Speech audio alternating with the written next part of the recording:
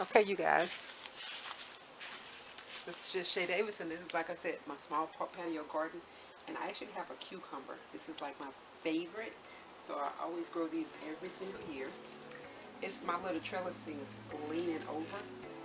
Probably because of the weight of this cucumber. So I'm going to set it up, but I'm going to harvest the cucumber.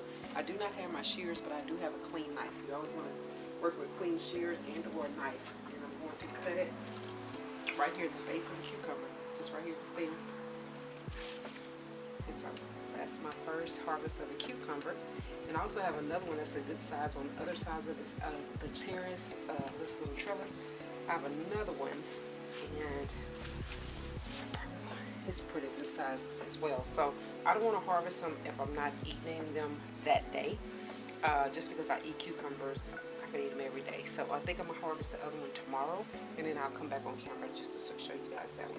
So yeah, it's a good size cucumber. It's as long as my hand.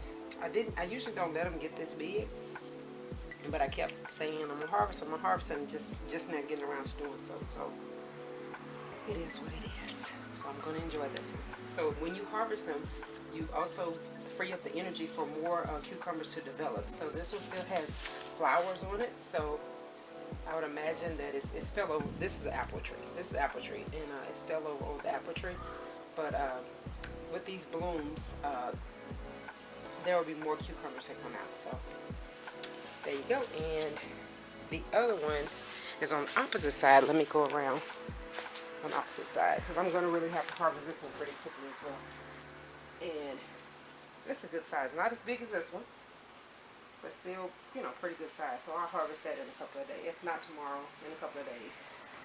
Okay, you guys. And that is one of the things that I'm growing on my patio.